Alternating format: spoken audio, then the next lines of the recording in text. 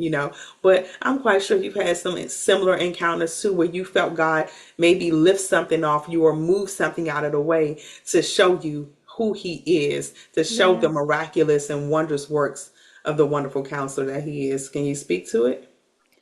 I mean, throughout my life, there's been testimonies after testimonies. Similarly, with the name change for me, um, I was in this season of transition, and I knew God was shifting me to relocate physically. And everything seemed to have been changing. I was ending my walking away from my military career. Full time. I'd been over 10 years in active duty service and was walking away from that good government job. I was relocating to Georgia, and I was contemplating getting out of the military. And that was where the Duncan experience comes into play. But then I was also starting my business, preparing for full time entrepreneurship, even though I was full time, part time, full time in a sense, because I was still working a full time job, but I was running a business full time. And there was some, I wasn't up keeping up with my filings. That's what it was. And my business advisor, she was telling me that we can pay the fines. And then she said we also can keep that business, but she said, I think we should just start over from scratch. And I was like, God, start over from scratch. I don't even know what I would call the business. I was going back and forth. And my other business is TJW Enterprises. And so I was consulting God, and I'm like hearing from God like a lot about everything because He's ordering my steps. He's leading me through this transition phase. So I'm moving out my house.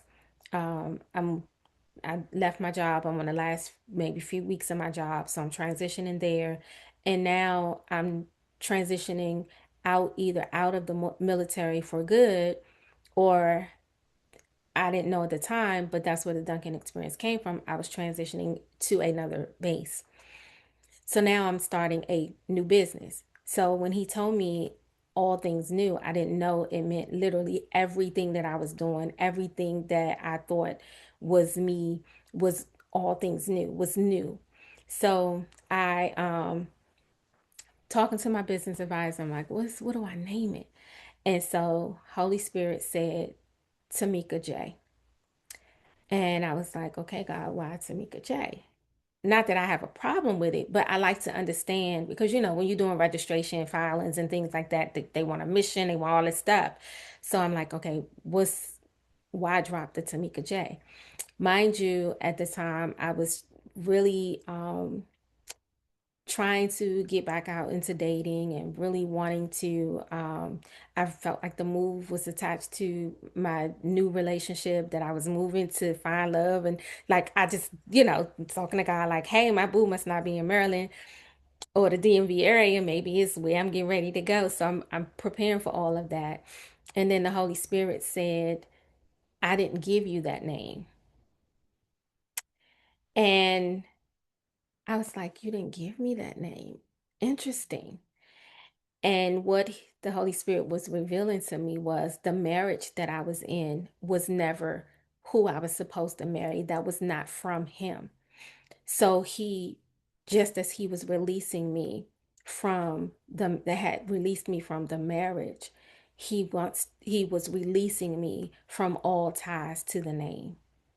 Because if I'm praying for a new husband, I'm praying for a spouse, and believing that God has someone out there for me, then my name, my last name, He's going to fill that in.